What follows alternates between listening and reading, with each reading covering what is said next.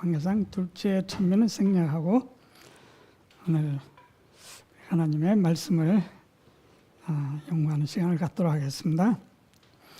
오늘 함께 나눌 주제는 그리스도의 죽음과 사단의 멸망. 그리스도의 죽으심과 사단의 멸망은 어떤 관계가 있으며 왜 그리스도의 죽음이 필요했냐? 이런 부분에 대해서 좀 더 말씀을 통해서 좀 더 깊이 나누고자 합니다. 우리 다니엘서 12장 4절에 보면 이런 말씀이 있죠.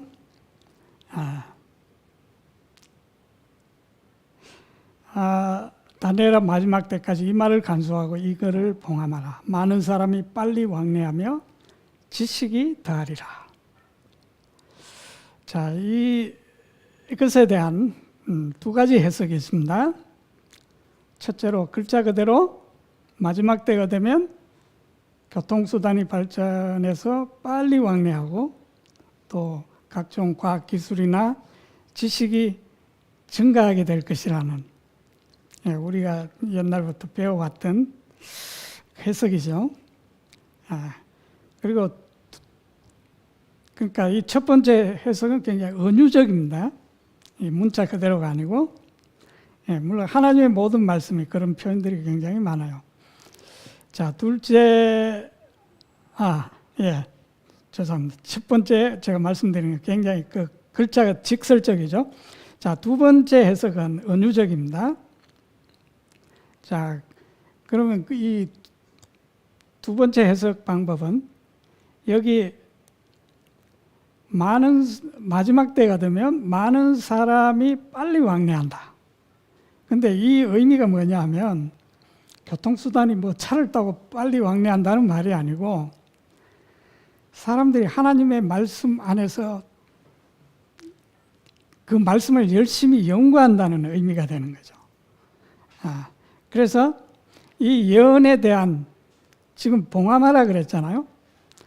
그 말은 아직 사람들이 잘 깨닫지 못한다는 거죠.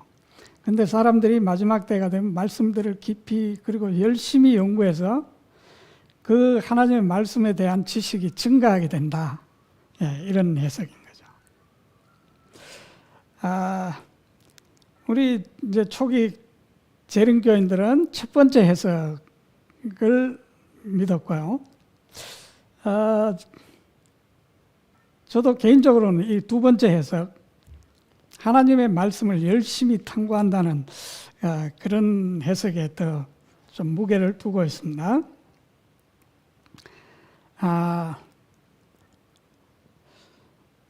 그러나 이 세상의 지식도 증가하는 속도가 예사롭지 않죠. 자, 저 온라인에서 따온 건데요. 이 그래프는 그 버크민스터 퓨러라는 사람이 주장한 지식이 얼마나 발전하는지에 대한 그러니까 지식의 양이 2배로 증가하는 그 시간을 이렇게 설명을 해서 1900년대 이전에는 지식이 물론 그전에는 좀 더 흔들렸겠죠. 1900년대 전까지는 지식이 증가하는데 배가 되는데 한 100년이라는 시간이 걸렸다 그래요. 그래서 한번 배워놓으면 100년 동안 써먹을 수 있는 그런 지식이라고 보면 되겠죠. 자, 그런데 이제 2차 대전이 끝날 무렵 1945년도에는 25년 주기로 지식이 이제 양이 배가 되는. 그리고 이 데이터는 이제 좀 지금 현재 지금 2024년도 데이터가 아니고 이 사람은 벌써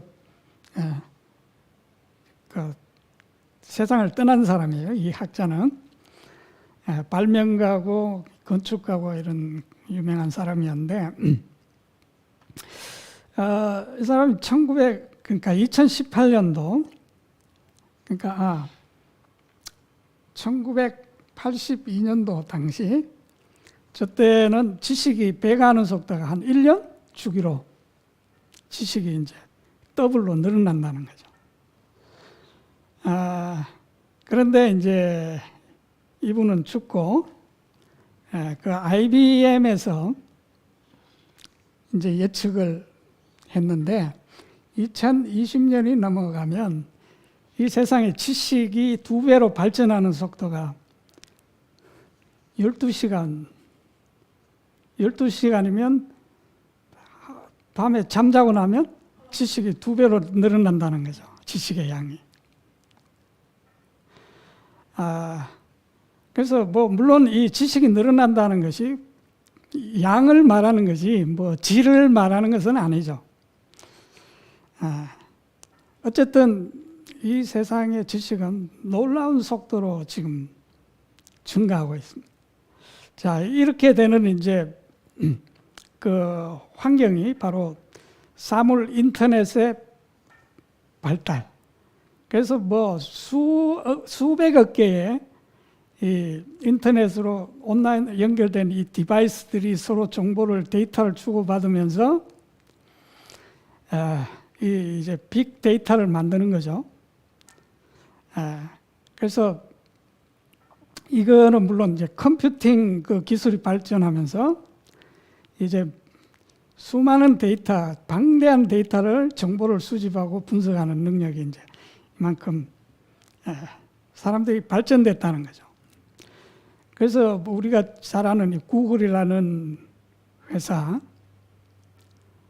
이 사람들이 가지고 있는 데이터, 컴퓨터 어떤 저장 상태의 데이터들, 이 지식들이 다 저장되어 있잖아요.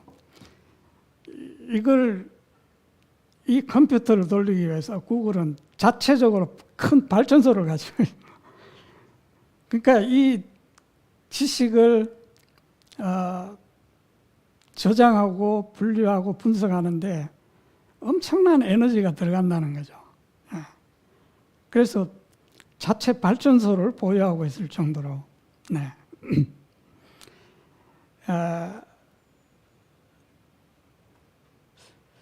자, 특히 이제 우리나라도 이 삼성이 반도체 이런 이 수많은 지식 정보들을 저장하는 그런 장치가 바로 이제 반도체잖아요. 자, 사실 불과 그러니까 뭐 한 20년도 안 됐을 거예요. 그 전에는 전자회사라면 일본이었고 뭐 소니 대표적인 세계적인 기업이었죠. 근데 요즘은 삼성이 앞서가잖아요. 그것이 여러 가지 이유가 있지만은 그 중에 하나가 일본 사람들은 아주 그 장인 정신이 굉장히 투철하다고 그래요. 그러니까 물건을 하나 만들면 꼼꼼하게 거의 완벽에 가까울 정도로, 그래서 이 물건을 오래오래 사용할 수 있도록 그렇게 일본 사람들은, 그래서 일본 사람들 자기 나라의 제품에 대해서 굉장히 자부심이 있죠. 그래서 다른 어떤 외국 제품보다는 자기 나라 제품을 굉장히 자랑스럽게 사용하는데요. 그럼 삼성이 어떻게 이 일본의 그 유수한 전자기업들을 앞설 수 있었나?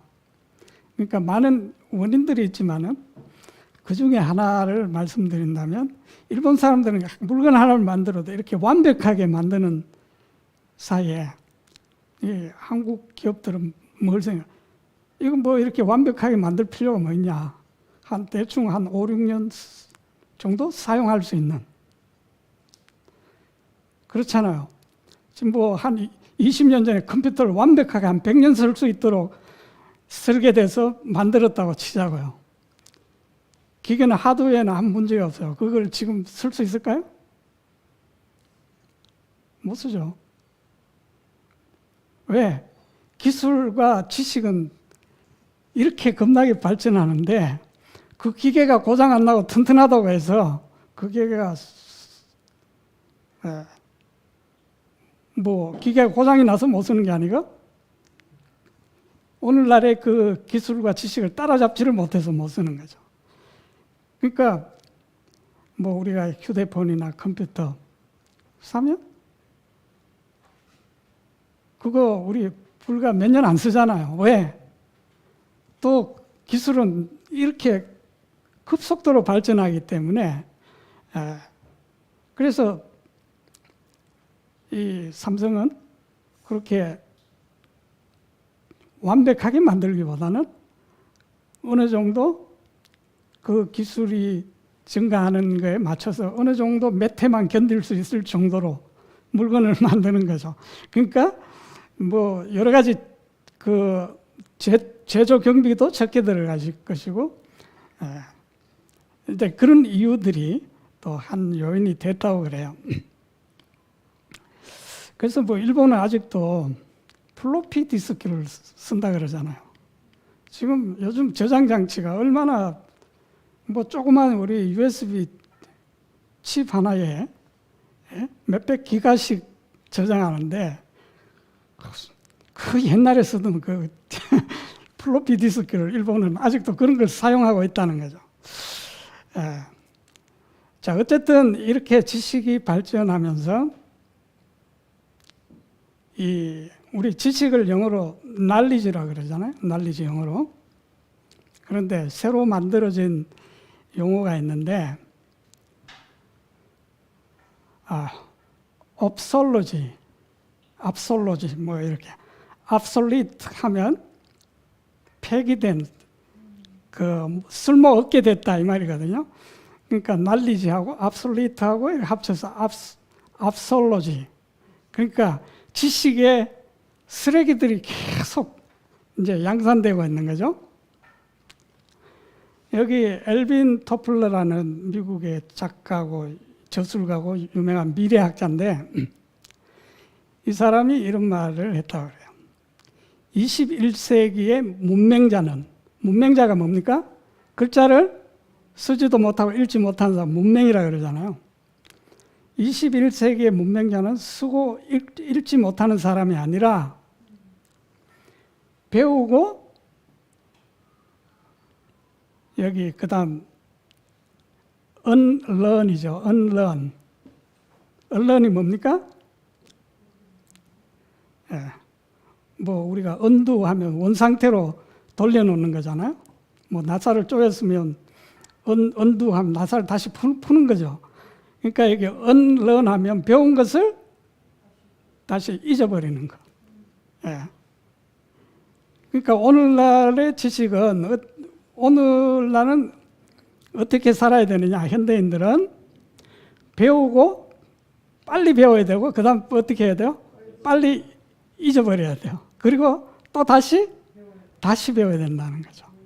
이걸 못 따라가면 현대 21세기의 문맹은 바로 이런 거라는 거죠.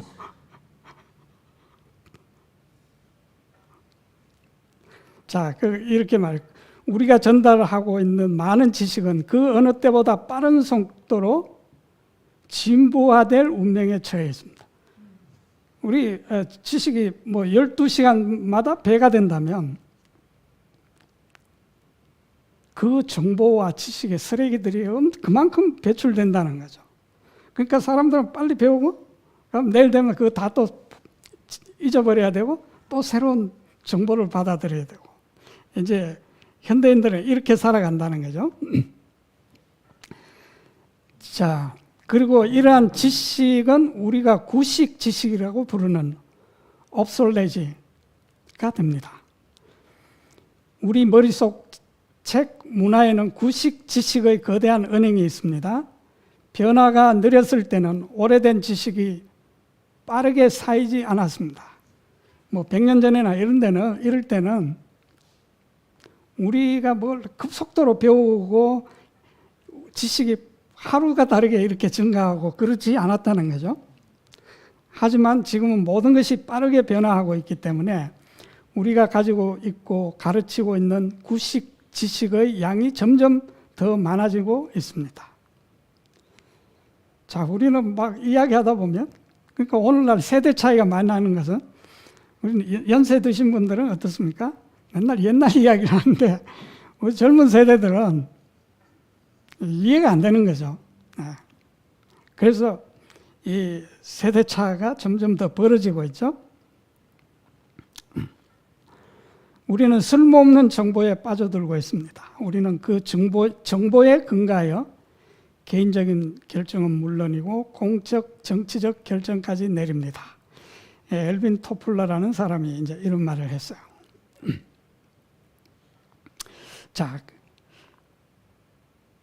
우리도 현대를 살아가다 보니까 우리도 본의 아니게 지금 이런 환경 가운데서 우리는 살아가고 있죠. 자, 그러나 참된 지식은 어떻습니까? 배워서 버릴 필요가 없는, 오늘날 많은 정보들은 우리 빨리 금방 오늘 내일 써먹고 또 버리고 폐기하고 또 새로운 정보를 받아들이고 이렇게 해야 되는 거죠. 참 그런 세상에 우리가 살고 있기 때문에 우리가 성경을 배우고 연구한다는 것은 굉장히 환경적으로 어떻게 보면 점점 더 어려워지고 있는 환경이죠. 그런데 참된 지식은 우리가 한번 배우면 그것을 계속 써먹는 것이기 때문에 버릴 필요가 없는 거죠. 자, 오늘날 우리가 얼마나 힘들게 배웁니까? 그런데 내가 이 힘들게 배운 것이 1년이나 몇 달 지나고 필요 없다 그러면 얼마나 시간 낭비입니까? 그렇죠? 허탈하죠. 그래서 저는 영어도 배워야 되는데 참 뭐 그런 걸로 배우려니까 너무 아까워서 성경으로 될 수 있으면 성경으로 영어 공부를 하려고 그러죠. 그래서 참 제가 성경을 보면서 영어가 좀 말은 못해도 읽는 능력이 많이 이제 발전한 걸 제가 느끼는데,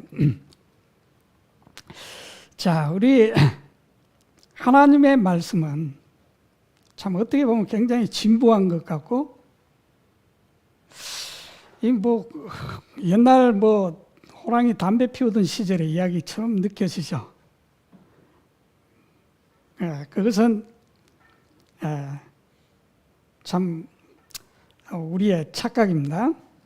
자, 여기 말씀, 아까 읽었던 말씀인데, 히브리서 2장 14절 15절, 자녀들은 혈과 육에 속하였으며 그도 또한 같은 모양으로 혈과 육을 함께 지니심은 죽음을 통하여 죽음의 세력을 잡은 자 곧 마귀를 멸하시며 또 죽기를 무서워하므로 한평생 매여 종노릇하는 모든 자들을 놓아주려 하심이니. 자, 이 말씀 속에는 오늘 현대인들이 가장 사실 이걸 위해서 우리는 밤낮으로 쫓아다니는 거잖아요. 근데 성경은 이 답을 이미 우리에게 성경에 내려놨다는 거죠.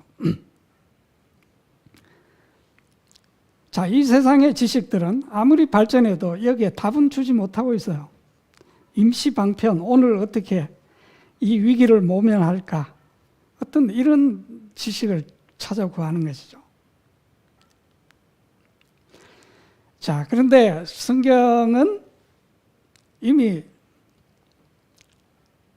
우리가 모든 인간들이 염려하고 극복하기를 원하는, 그리고 또 많은 인류들이 포기하고 지나치는 이 문제에, 인간의 어떤 진지한 문제들을 그 해답을 성경은 주고 있다는 것입니다.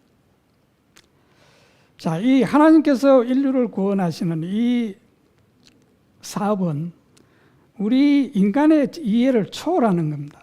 사실 인간의 지식을 초월해 있어요. 그래서 그 이유를 설명할 수 없는 것들이 성경에 많이 있습니다. 자, 그러나 그것은 영원한 시간을 통해서 우리에게 해명이 될 것입니다. 그러니까 여러분들이 오늘 우리가 이해되지 않는다고 우리가 낙담하고 실망할 필요는 없고요. 또 아니면 내가 이해 안 되니까 뭐 그냥 우리가 밀쳐놔서도 안 되고요. 바로 지금이 뭡니까? 지금이 우리는 영원히 시작되는 시간입니다. 우리 그리스도인들은. 자, 그래서 하나님께서 우리를 구원하시는 방법을 열심히 살펴봐야 돼요. 왜냐하면 우리가 이것에 대한 지식과 이해를 갖는 것은 자, 우리 앞에 놓인 소망을 우리가 지성적으로 붙잡는 데 정말로 필요하기 때문에 자, 제가 여기 지식과 지성에 대해서 두 단어를 표현했는데 이 지식과 지성은 비슷한 것 같지만 다른 말이에요. 그런데 이 둘은 굉장히 밀접한 관계를 가지고 있지만은 좀 다른데요.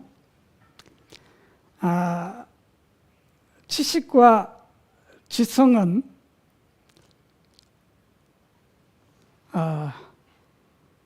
뭐 보면 이렇게 정의를 내려놓은 것을 보면 비슷해요. 지식은 어떤 사실이나 정보, 개념, 기술 등을 우리가 뭐 암기를 한다거나 또 우리가 그 원리들을 이해하는 것이죠. 그런데 지성은 우리가 이해하고 알게 된 이 지식을 바탕으로 해서 그걸 가지고 어떤 문제를 해결하거나 어떤 창의적으로 어떤 뭔가를 창조해내는 것이 창조해내는 능력이 바로 지성이라는 거죠. 그러니까 예를 들면 벽돌이 있습니다. 그럼 벽돌은 지식에 비유할 수 있어요. 우리가 집을 지으려면 벽돌이 필요하잖아요. 반드시 있어야 되죠. 아무리 훌륭한 건축가라도 재료가 없으면 집을 못 짓죠. 자, 그런데 지성은 뭐냐면 바로 이 벽돌을 어떻게 활용해서 집을 지을 수 있는 능력을 말하는 거죠. 그러니까 지식이 벽돌이라면 지성은 이 벽돌을 이용해서 집을 짓는 건축가에 비유할 수 있는 거죠.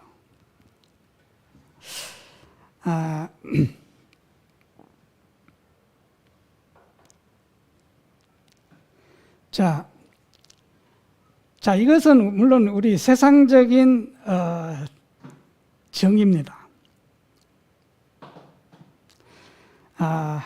그런데 우리 성경에는 많은 벽돌, 재료들을, 지식들을 우리에게 제공하고 있습니다. 여기에는 쓰레기 같은 지식은 없어요. 예, 여기는 압솔로지가 없습니다. 모두 다 참된 지식이죠. 자, 우리는 이런 많은 지식들을 우리 머릿속에 보유하고 있습니다. 그런데 오늘날 많은 그리스도인들이 이 벽돌은 있는데 뭘 못해요?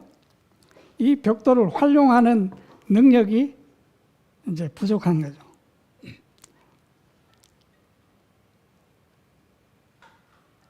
자, 물론 이 벽돌을 가지고 건축하는 분은 그리스도지만, 집을 짓는 분은 그리스도이시지만 우리의 목도 있어요.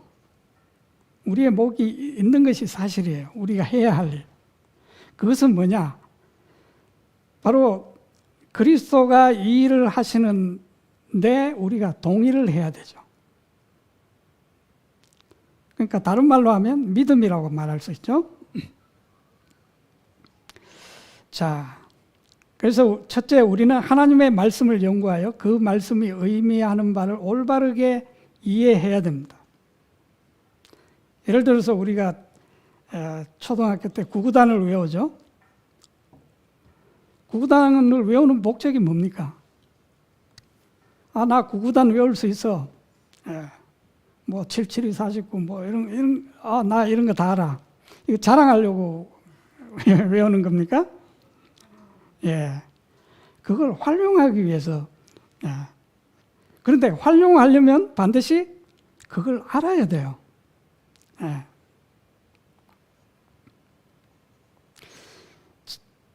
자, 그래서 우리에게 필요한 것은 지성적인 지식이 필요하다는 거예요. 다시 말하면 그 지식을 내가 경험적으로 활용해서 얻어진 지식.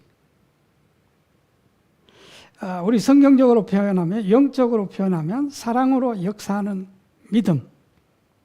이것이 필요하다는 거죠. 한국에 옛날에 지금 돌아가셨죠. 이외수 씨라는 분 있었잖아요. 예, 책 쓰는 분. 그분이 이렇게 말했어요. 지식이 무엇이냐? 지식은 머리로 아는 것이다. 그러면 지성은 무엇이냐? 가슴으로 아는 것이다. 예, 무슨 말인지 모르지만 조금 약간 감은 잡히죠. 그 차이점이.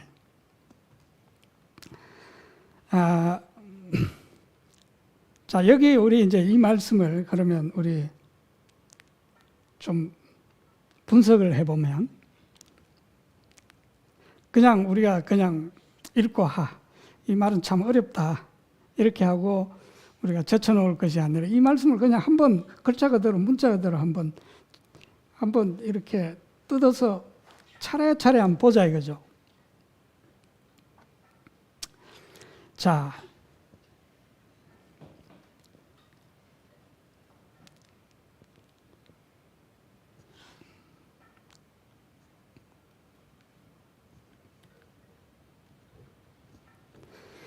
자, 16절.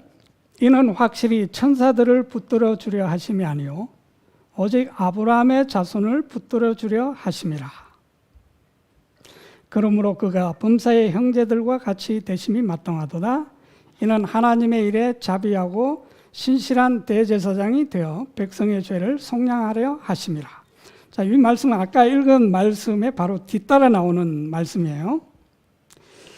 자, 여기 이제 제가 앞에 말을 보기 전에 이 말씀을 먼저 좀 보고 다시 앞으로 넘어가려고 그래요. 자, 하나님의 구원의 계획 속에는 천사들이 있다 없다. 여기 지금 하나님께서 예수 그리스도를 보내시고 지금 우리를 구원하시는 그 계획 속에는 천사들을 구원하려는 그 목적이 아니라는 거죠. 천사들은 포함되어 있지 않다. 그런데 사실 죄는 천사들이 먼저 지었잖아요. 그리고 그런데 왜 천사들을 위해서 하나님이 어떤 구원의 계획이 없는가?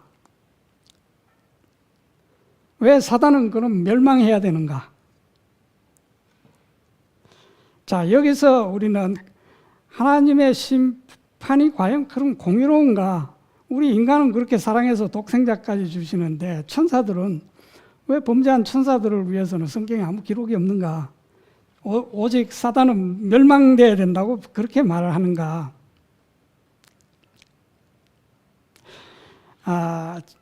자, 우리가 읽은 말씀 가운데서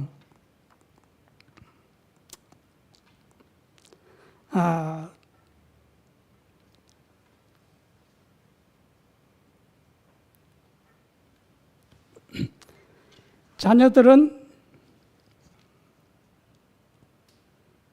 이게 넘어가 버렸네요.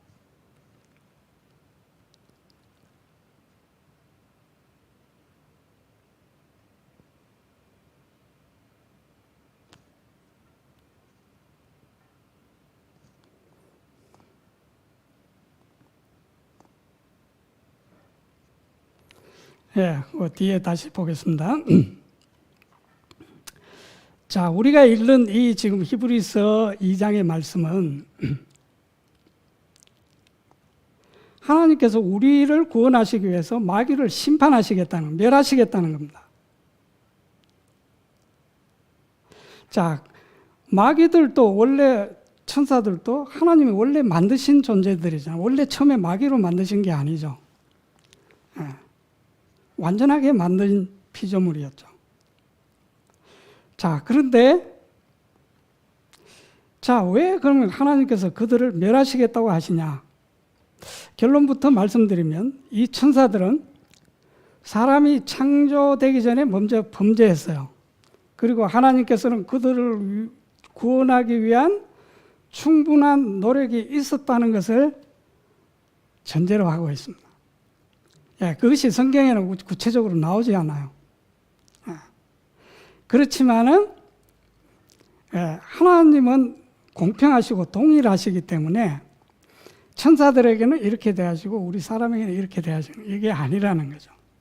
그래서 이 천사들을 구원하기 위해서 하나님께서 어떤 일을 하셨는지에 대해서는 성경에 많은 정보가 없어요.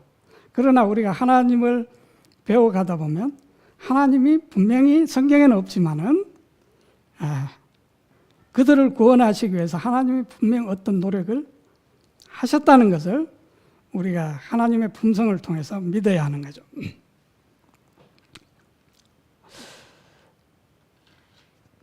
자, 여기 시편 기자는 다윗은 이렇게 말하죠.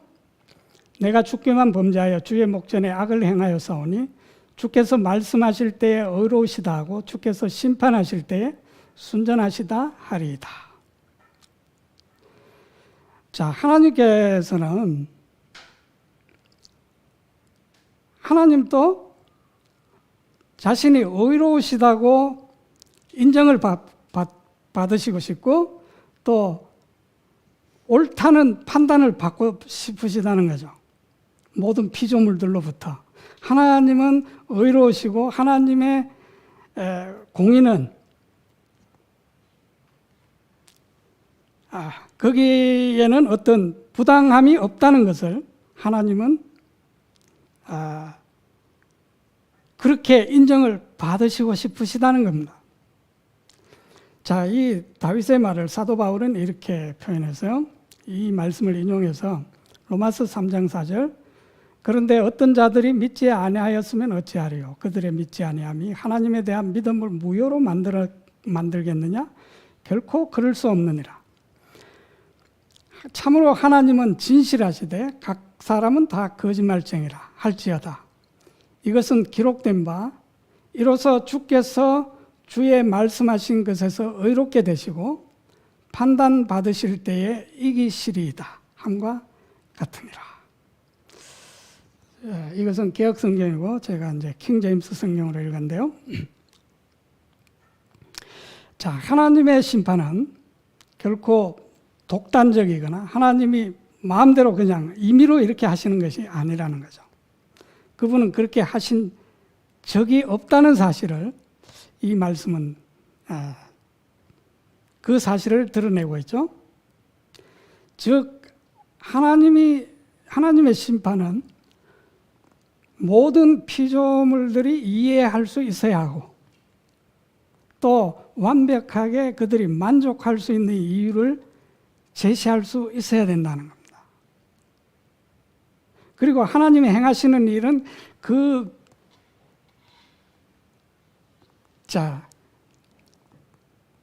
그것을 분명하게 드러내야 된다는 거죠. 만일 단 한 영혼이라도, 한 사람이라도 그 사람과 우주의 다른 모든 영혼이 그 형벌의 정의를 보고 나는 저 하나님의 행동은 나는 인정할 수 없어. 자, 이런 사람이 있다면 또 우주에는 또 어떤 일이 일어날 겁니까? 사단과 비슷한 그런 반역이 또 일어날 거라는 거죠. 자, 오늘날 우리 한국 정치 보면 복잡하잖아요. 왜 그렇습니까? 그들의 앞에 행한 모든 일들이 사람들이 볼 때 이건 부당하다는 거죠. 공정하지 못하다. 그래서 또 공격하고 또 거기에 반기를 들고 나오고 이런 지금 상황들이잖아요. 그러니까 만약에 하나님의 정부가 이렇다면 하나님이 하신 일이 이해가 안 돼. 난 도저히 인정할 수 없어. 이렇게 된다면 또 다른 혼란들이 계속 일어날 수밖에 없겠죠. 자, 우리는 이 천사들의 구원에 대해서 하나님이 어떤 노력을 하셨는지에 대해서는 우리가 하늘에 가서 배우게 될 겁니다. 분명히. 예. 자, 하나님도 모든 피조물들로부터 판단을 받으실 거예요. 심판을 받으실 거예요. 자, 여기 이 말씀이 바로 그러한 의미를 포함하고 있죠. 하나님이 내가 재판에서 이기고 싶다. 그러면 이 판단을 누가 하는 겁니까? 피조물들이 창조주 하나님을 판단한다는 거죠. 그 판단에서 하나님이 이기고 싶다는 거죠. 그리고 고린도전서 6장 3절에 보면 우리가 천사들을 판단할 것을 너희가 알지 못하느냐. 우리는 앞으로 타락한 천사들을 우리가 심판할 거라는 거죠. 뭐 이건 심판을 해서 뭐 벌을 주고 어떤 이런 의미보다는 하나님께서 그들을 구원하시기 위해서 하나님께서 어떤 노력을 하셨는지, 어떤 일을 하셨는지 그것을 우리가 나중에 하늘에 가서 그걸 공부하게 될 거나 하나님께서 그 비밀들을 알려주실 것이라는 거죠. 그래서 모든 사람들이 그것을 보고 그들이 이렇게 해서 그들이 심판을 받았구나. 그래서 하나님의 심판은 참으로 공의롭다. 그렇게 우리가 인정하게 되는 과정을 여기 이렇게 표현을 한 것이죠. 자, 그런데 우리가 지금 이 세상에서 중요한 것은 우리가 지금 천사들 문제가 아니에요. 지금 우리 코가 석자인데 지금 천사들을 뭐 변호하고 이럴 상황이 아니라는 거죠.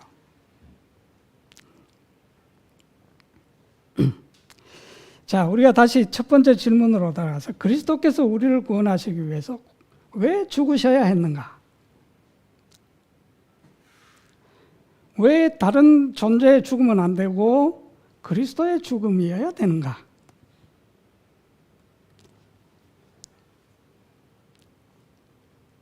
자, 우리가 이제 여기서 우리가 하나 이제 우리 머릿속에 정리하고 넘어가야 될 사실은요. 인정해야 될 사실은 하나님은 만물의 창조 조성자, 만물의 창시자라는 겁니다. 자, 이걸 우리 이제 염두에 둬야 됩니다. 그러면 이제 이런 질문들에 대한 해답을 얻는데 중요한 키워드가 됩니다. 자, 여기 요한일서 3장 8절에 죄를 짓는 자마다 마귀에게 속하니 마귀는 처음부터 범죄함이라. 하나님의 아들이 나타나신 것은 마귀의 일을 멸하려 하심이라.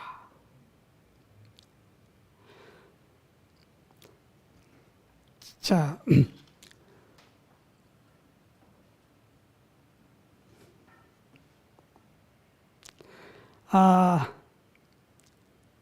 자, 여기 자녀들은 혈과 육에 속하였으며 우리죠. 우리가 이런 육신을 입었다는 거죠. 우리가 이런 육신을 입었기 때문에 그리스도도 우리와 똑같은 이 육신의 몸을 입으셨다는 겁니다. 그러면 이렇게 육신을 입으신 목적은 죽으시기 위해서. 우리는 다 죽잖아요. 우리 저에게 예수 그리스도가 우리와 같은 혈육을 입으신 건 죽으시기 위해서. 그러면 왜 그분은 죽으시려고 이렇게 되셨냐 이거죠. 그 죽음을 통해서 죽음의 세력을 가진 자 마귀를 멸해버리기 위해서. 그런데 마귀를 멸하려면 그분이 살아있어야 되잖아요. 그런데 성경은 우리의 상식과 정반대로 마귀를 멸하기 위해서 그분이 죽으셨다는 거죠. 그러니까 우리 인간의 논리로는 이게 이해가 안 되는 일이죠. 자, 여기 그래서 자, 마귀를 멸하신다는 것은 어떤 마귀의 일과 관련이 있습니다. 그런데 마귀는 처음부터 범죄한 자라, 죄를 지은 자라 그랬습니다. 자, 그에게서 어떻게 죄가 시작되었는지, 뭐 우리가 정확히 어떻게 하나님이 완전하게 지은 그 피조물 안에서 죄가 시작됐는지 궁금하지만 우리가 뭐 굳이 알 필요는 없다고 생각돼요. 왜냐하면 우리가 아는 것은 죄가 무엇인지 아는 게 중요한 것이 아니고 의를 아는 것이 중요하죠. 자, 우리가 악을 아는 것은, 죄를 아는 것은 하나님의 뜻이 아니에요. 그래서 우리가 사단이 왜 하나님이 창조하시는데 왜 죄를 지었냐, 이걸 자꾸 깊이 따지고 들어가게 되면 어떻게 될까요? 우리는 하나님을 의심하게 되고 결국 회의론자가 될 수밖에 없어요. 자, 그래서 이 죄가 시작된 것도 어떻게 보면 오묘해요. 어떻게 그렇게 될 수 있었는지. 그런데 중요한 것은 지금 그것이 존재하고 있다는 것이죠.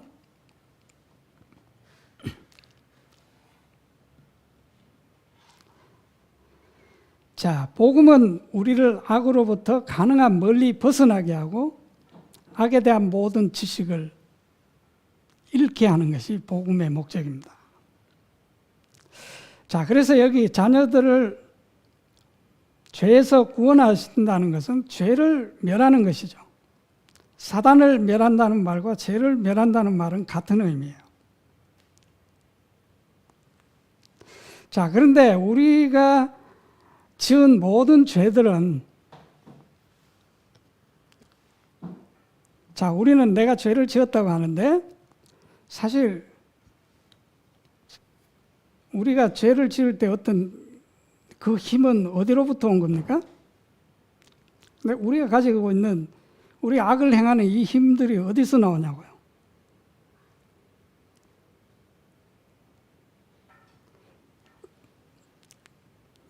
자, 이것은 우리가 안에 있는 이 에너지, 힘, 생명, 이건 하나님의 생명이에요. 자, 사람이 뭡니까? 내가 누굽니까?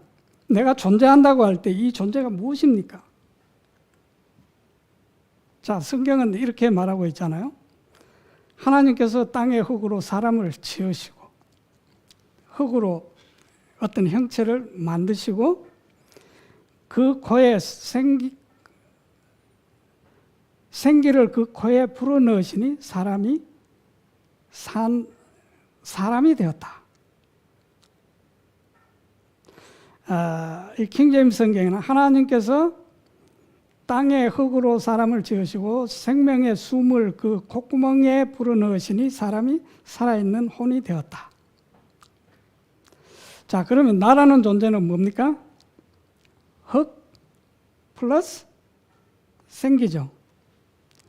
우리 이제 다르게 표현하면 흙 플러스 생명의 숨. 이 생명의 숨은 누구의 것입니까? 하나님의 것이죠. 그럼 여기 여러분과 저는 어디에 있습니까? 자, 흙은 무엇이죠? 이 땅에 있는 이 흙 똑같은 거예요. 우리가 밟고 있는 그것과 하나님께서 빚으실 때 사용하신 그것과 똑같은 거예요. 자, 여기 흙이 있어요. 그리고 하나님의 생명의 숨을 불어넣으셨어요. 그럼 여러분은 어디 있어요?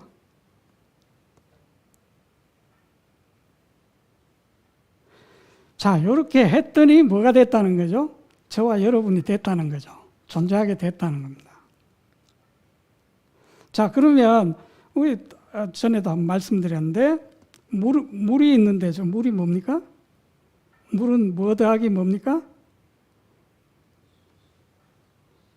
산소와 수소라는 기체가 결합된 게 물이잖아요. 그런데 이 산소와 수소가 결합된 이 결합을 해체시켜 버리면 물이 어떻게 되죠? 물은 없어지는 거예요. 어디로 가서 숨어 있는 것도 아니고 그냥 존재 자체가 없어져 버린다니까. 그러니까 흙에서 하나님의 생명이 떠나버리면 우리는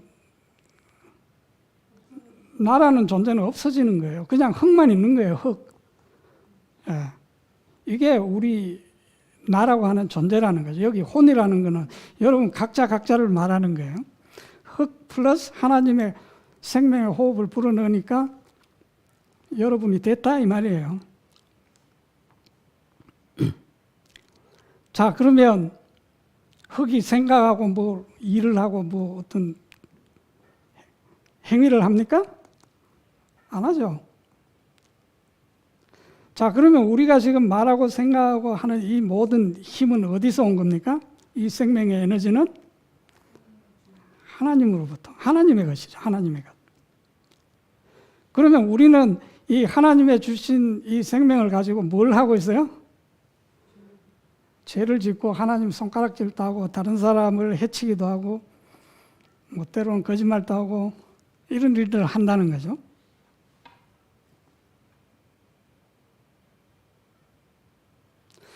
만약 하나님께서 주시는 그 생명의 호흡을 걷어가면 우리는 아무것도 할 수 없어요. 착한 일은 물론이고 나쁜 일도 할 수가 없어요. 죄도 지을 수 없다는 거죠. 자, 그러면 우리가 살아있다고 할 때 이 생명은 누구의 것입니까? 우리는 내 것이라고 알고 있는데 실제 사실은 누구의 것이죠? 하나님의 것이죠. 자, 그러면 우리가 하나님이 주신 나라는 이 존재를 가지고 지금 악을 행하는데 죄를 짓는데 사용하고 있다는 거죠. 그러면 우리 그 죄의 짐이 우리가 죄를 지으면 어떤 부담, 두려움, 또 여러 가지 불행한 모든 일들, 자, 이런 일들이 나오는데, 자, 이걸 우리는 내가 고생하고 감당한다고 하는데 실제로 누가 감당하는 거예요? 하나님이 감당하시는 거죠. 왜? 내가 그 느끼고 생각하고 하는 이 모든 건 하나님의 생명이니까.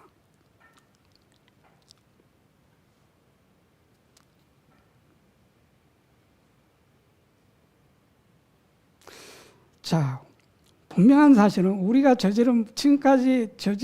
처음부터 지금까지 저질러온 모든 죄들은 하나님의 생명을 가지고 죄를 지었다는 겁니다.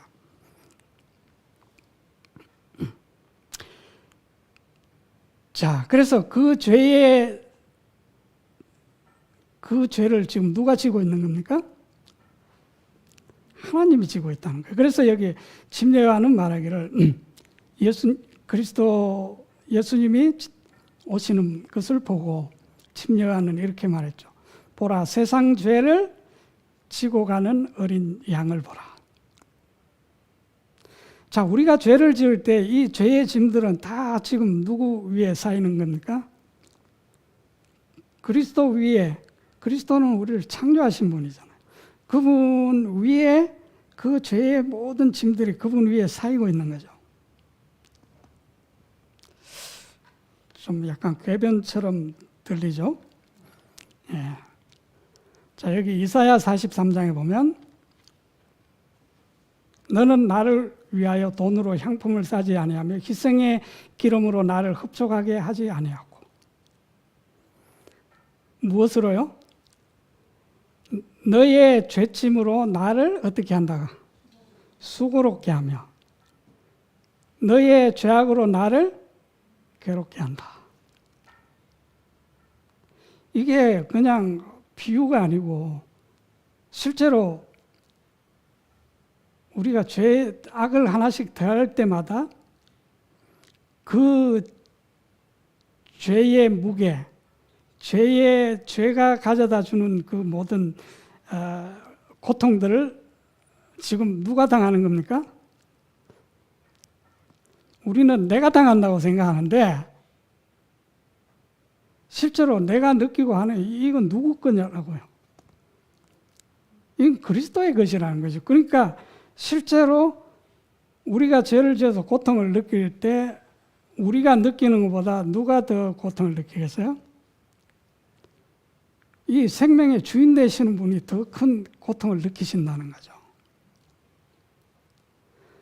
그러니까 이 세상 모든 생명체, 인류의 모든 생명은 그분의 것이기 때문에 이 세상 사람들의 모든 죄가 누구 위에 지금 올려진 겁니까? 그리스도 위에 올려진 거라는 거죠.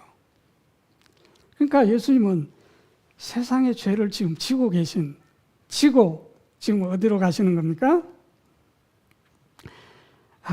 자, 우리 다음 절을 보죠.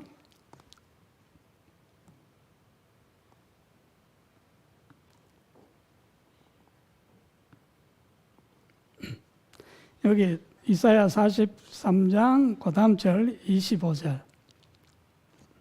자, 우리 다시 한번.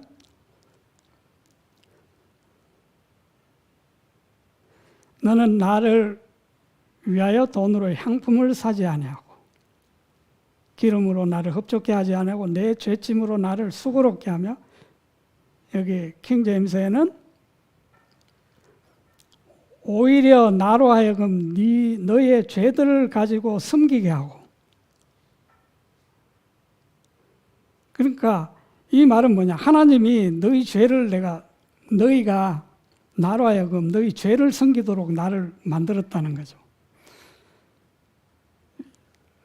좀 이상한 표현 같지만은 실제로 우리가 엄밀하게 따지고 보면 우리가 죄를 지을 때에 그것을 우리가 하나님의 생명을 가지고 그 일을 하는데, 다시 말하면 하나님으로 하여금 그 죄를 숨기도록 짓게 만들었다는 거죠.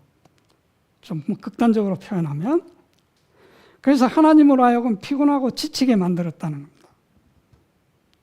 그래서 하나님이 지금 나 힘들다는 거예요. 너희들 죄 짓는 것 때문에 내가 힘들다. 왜냐하면 그 모든 죄의 부담이 다 나에게 지워지기 때문에 내가 힘들다는 거죠. 그래서 하나님은 어떻게 하시겠다는 거죠? 25절, 나는 나를 위하여 어떻게 하겠다? 너의 허물을 도말하겠다. 없애겠다는 거죠. 내가 너무 힘들어. 그래서 내 죄를 기억하지 않겠다. 자, 기억이 나지 않도록 지워버리겠다는 거죠. 자, 바로 이 죄는 하나님에게 가장 싫어하고 역겨운 거예요. 그런데 그분은 지금 자기의 생명을 걸고 지금 우리 안에서 인내하시고 계시는 거죠. 그래서 우리 하나님의 오래 참으심이 우리에게 구원이 된다는 말이 바로 그런 의미죠.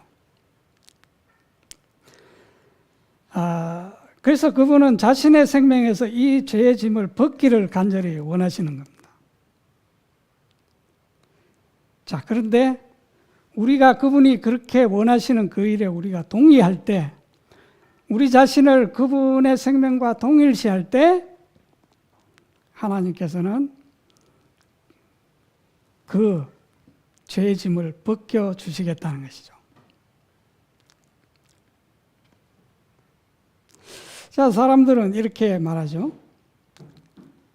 내가 이렇게 되고 싶어서 됐나? 내가 태어나고 싶어 태어났나? 내가 태어나고 보니까 이미 죄인이라 그러고 자, 사실 하나님은 우리를 원래 이렇게 만드신 것은 아니죠. 자, 하나님의 만드신 작품이 죄로 말미암아 훼손되었고 하나님의 형상이 더럽혀졌기 때문이죠. 자, 그렇지만 이 모든 죄들이 그분의 생명으로 저질러졌기 때문에 하나님이 어떻게 하시는 겁니까? 그 죄에 대한 책임을 내가 지겠다는 겁니다. 그러니까 우리가 그렇게 말하잖아요. 제가 나고 싶어 났습니까? 하나님이 저를 나게 했지 않습니까? 죄인으로. 그러니까 하나님께서는 맞다. 그러니까 내가 책임을 지겠다는 거죠. 물론 하나님이 그렇게 하신 것은 아니지만은 우리 인간이 스스로 속은 것이지만은 하나님은 그것에 대한 책임을 지시겠다는 거죠. 왜? 그분의 생명으로 이 일이 저질러졌기 때문에.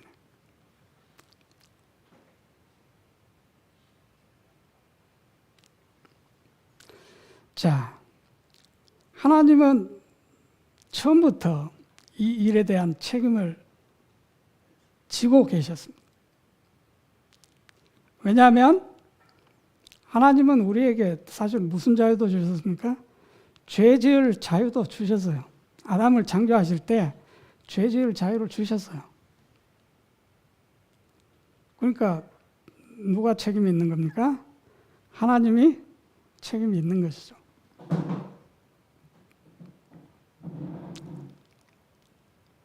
그래서 하나님은 끝까지 우리 죄에 대해서 책임을 지시겠다.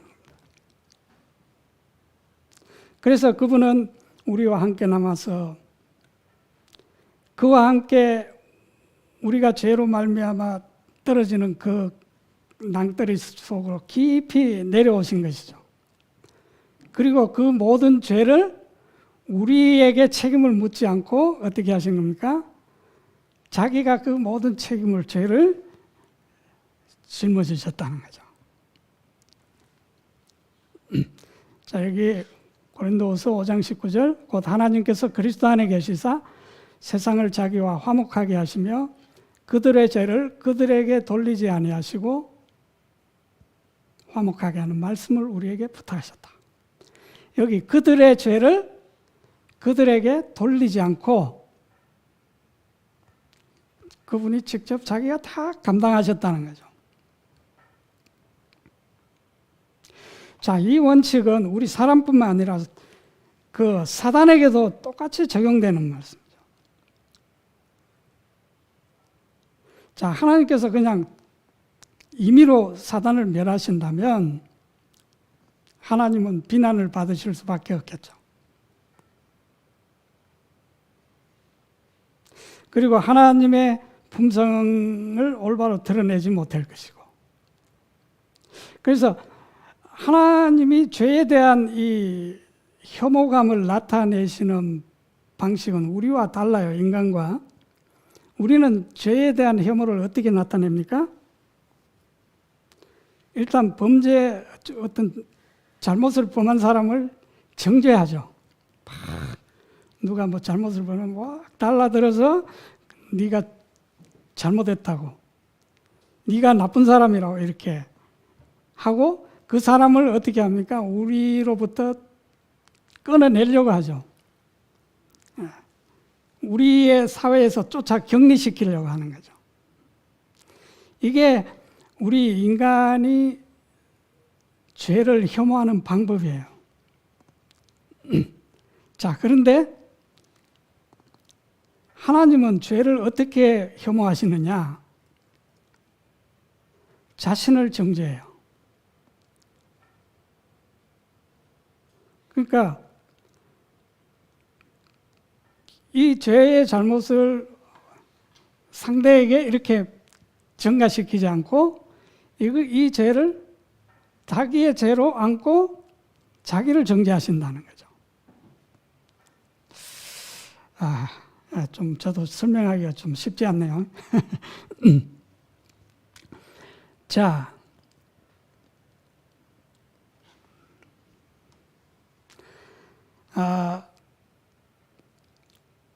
그러니까 하나님은 죄 지은 사람을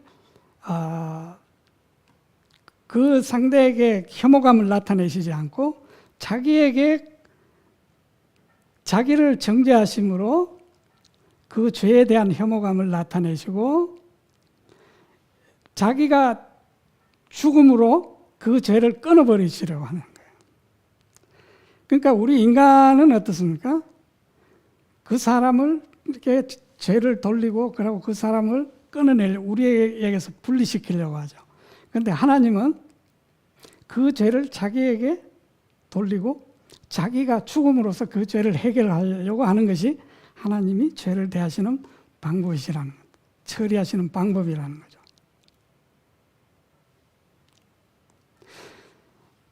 자, 그래서 마귀가 지금까지 존재하고 있는 이유도 그것 때문에 그래요. 하나님이 그냥 그를 제거해 버렸다면, 자, 사람들은 그 하나님을 굉장히 두려운 하나님으로 바라볼 거예요. 하나님한테 잘못 보면 우리 큰일 나는구나. 이렇게 되는 거죠.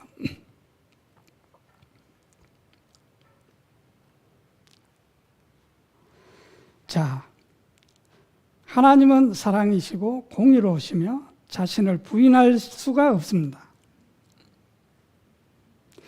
자, 그가 사탄을 멸망시키고도 사탄을 멸하고도 우주 앞에서 자신의 품성을 유지하기 위해서는 하나님은 자기의 생명을 포기하셔야 됐다는 거죠.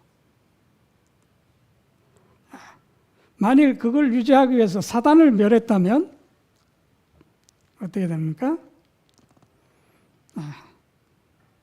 그 하나님에 대한 오해가 풀리지 않는 것이죠. 자, 그래서 하나님께서는 그리스도 안에서 자신의 생명을 포기함으로 그 위에 씌워진 죄를 미워하는 정도가 얼마나 큰지를 보여주셨습니다. 그리고 그분은 죄가 없으시고 또 죄에 더럽혀지지 않으시고 죄인들과 구별되신다는 그 사실을 그런 방법으로 증명해내신다는 거죠.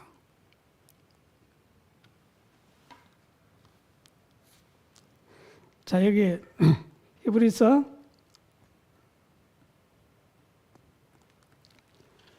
9장 26절, 이제 세상 끝에 그분께서 단 한 번 나타나사 자신을 희생물로 드려 죄를 제거하셨느니라.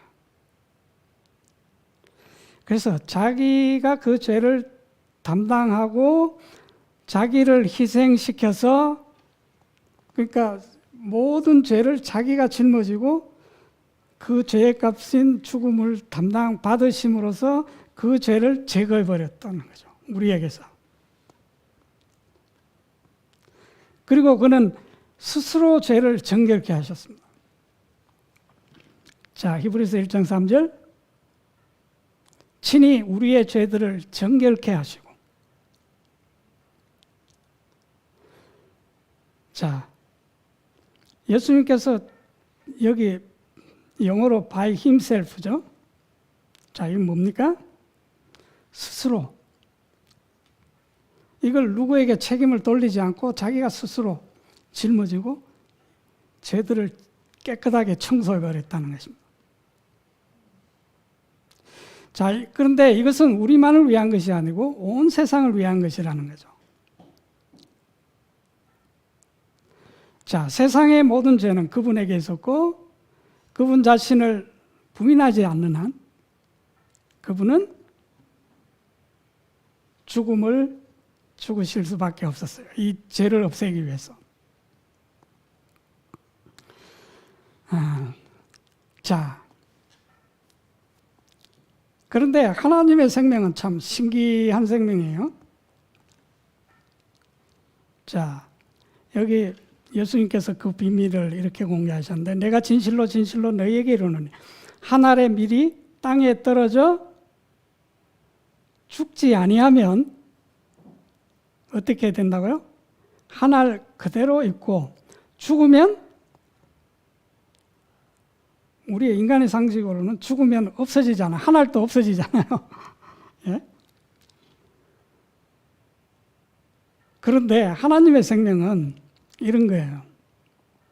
하늘의 밀이 땅에 떨어져서 죽으면, 안 죽으면 하늘 그대로 있는데, 자, 우리는 그렇잖아요. 그 하늘 안 잃어버리려고, 우리는 안 죽으려고 발버둥 치죠. 그런데 하나님의 생명은 땅에 떨어져 죽으면 어떻게 된다고요? 없어지는 게 아니고 많은 열매를 맺는다는 거죠. 이게 하나님의 신기한 생명이에요. 이게 하나님이 가진 생명의 비밀이라는 거죠. 만일 하나님이 죽지 않으셨다면 이 우주에는 누구만 있게 될 겁니까? 하나님 혼자 외롭게 계실 거예요. 하나님이 안 죽으셨다면 하나님 혼자 하늘 그대로 있는데 굉장히 고독하고 외롭겠죠. 아무도 없어요. 우리 인간의 속에 있는 죄가 그런 거예요. 그 죄는 굉장히 고독하고 외로운 거예요. 왜? 내 이 하나를 보존하는 게 우리의 모든 목표잖아요. 자, 그러면 뭐만 있는가? 하나님만 있는 거예요. 만약 하나님이 그런 정신을 가졌다면 하나님, 우주에 하나님 한 분 계시는 거죠. 아무도 없어요. 그런데 오늘 우리가 존재한다는 것은 뭡니까? 그분이 하늘 그대로 있기를 원치 않으시고 그분이 죽음을 선택했다는 거죠. 그래서 우리가 지금 여기 존재하고 있다는 겁니다.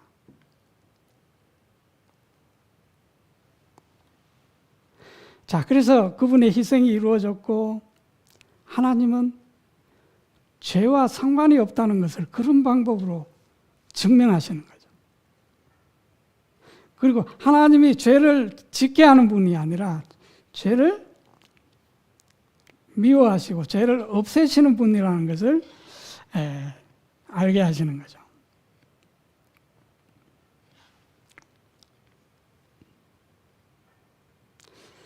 자, 그랬기 때문에 하나님께서는 사탄에게도 어떤 방법으로 하셨는지 우리는 모르지만은 우리에게 하신 것을 볼 때 하나님께서는 사단이 범죄했을 때도 하나님은 어제나 오늘이나 영원토록 동일하신 분이기 때문에 그 사탄에게도 그렇게 했을 것이라는 거죠.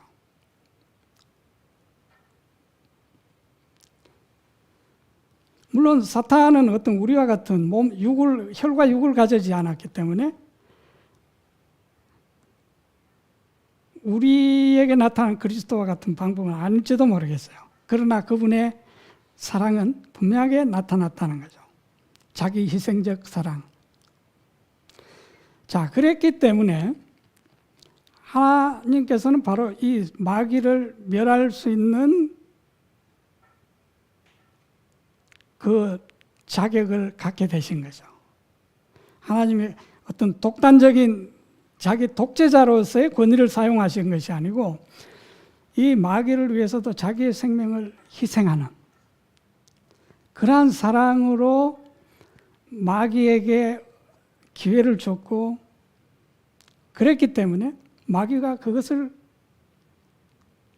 거부했을 때 사단이 루스벨이 그것을 거절했을 때 다시 말하면 그 하나님의 생명으로 내가 존재하기를 원치 않는다는 것이잖아요. 그래서 우리가 이제 여기 멸망이라고 표현은 하지만은 사실은 마귀가 선택한 것을 하나님께서 주시는 거죠. 마귀의 선택을 존중하시는 거죠. 자, 그런 방법으로 사망의 권세를 가진 자를 이기는 능력을 하나님은 얻으셨다. 그리고 동시에 우리 사람들도 구원할 수 있는 권리와 능력을 얻으셨다는 겁니다.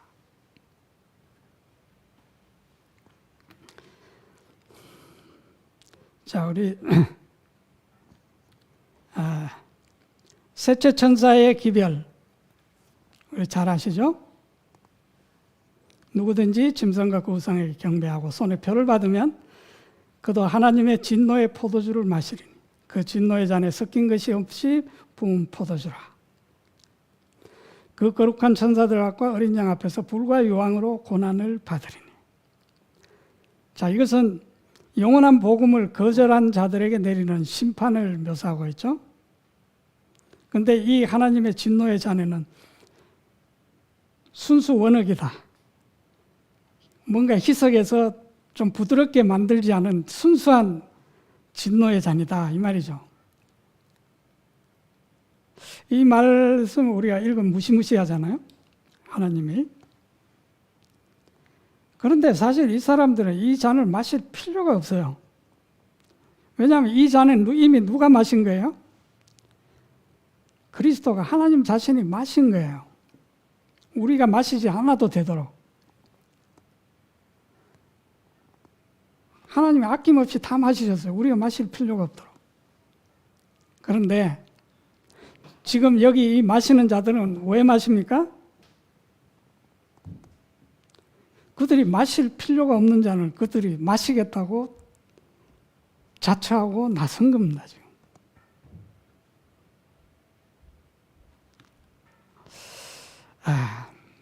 자, 우리 이제 정리를 해보죠.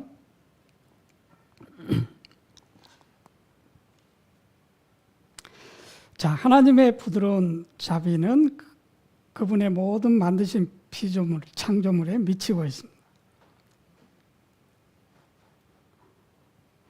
자, 덮는 그룹이었던 루스벨에게도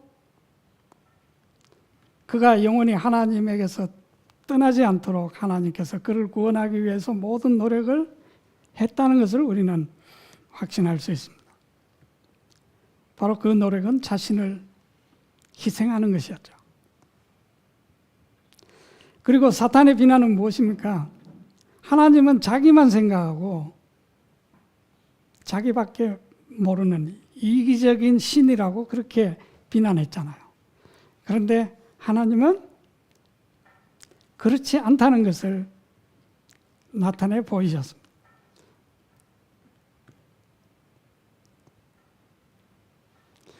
자, 그러면 이 희생은 단지 사단의 비난을 틀어막기 위해서 하신 것일까요? 그것은 아니죠. 그분은 사랑이시기 때문에 희생을 하셨고, 사랑은 가장 완전하고 완벽한 자신을 드러내지 않고는 만족할 수 없죠. 그러니까 하나님은 사랑이시기 때문에 하나님이 사랑 그 자체라는 사실을 나타내지 않고는 계실 수 없다는 것이죠. 그분은 단지 몇몇 잃어버린 자들이 구원받도록 하시기 위해서 그 일만을 또 하신 것도 아니에요. 하나님은 한 마리 양을 찾으러 오신 것은 그 두고 온 99마리의 양들이, 그 양들도 하나님을 확실히 신뢰할 수 있도록 그 근거가 되도록 그렇게 하신 겁니다. 그래서 하나님의 희생은 우리 죄인뿐만 아니라 모든 우주의 지적 존재자들을 위한 것이었죠. 자, 그분은 죄에 대해서는 죽으시지만 의에 대해서는 항상 살아계시죠. 자, 우리를 위하여 죽으신 것은 바로 그분의 사랑입니다. 그래서 사랑은 죽음보다 강한 거죠. 그러니까 죽음이 사랑을 이길 수가 없어요. 그러니까 마귀도 하나님을 이길 수가 없어요. 하나님 힘이 세기 때문에 그런가요? 아니에요. 하나님은 사랑이시기 때문에. 사랑은 죽음보다 더 강하기 때문에. 우리는 다 죽음을 두려워하는데 하나님은 그 죽음을 통해서 죽음을 깨트려 버렸어요. 바로 그 사랑은 죽음을 이기는 힘이 뭐예요? 바로 그 사랑이 하나님의 영원한 생명의 본질이라는 거죠. 그래서 우리가 이 생명, 그분의 사랑을 받아들일 때 우리 안에서 죄는 더 이상 설 자리를 잃어버리게 되는 거죠. 마귀는 더 이상 우리 안에서 힘을 갖지 못하는 것입니다. 왜 그러냐? 그분이 죽으셨기 때문에. 마귀는 그분의 죽음으로 이미 멸망됐다는 거죠. 뭐 멸망하니까 막 힘으로 이렇게 죽이는 것이 아니고 세력을, 힘을 잃어버렸다는 것이죠. 자, 우리가 이 복음의 지식이 더 깊어져서 이 지식 위에 우리의 믿음을 세움으로 우리 모두가 지성적인 그리스도인, 단지 머리로만 아는 그리스도인이 아니라 참으로 intelligent 크리스찬들이 다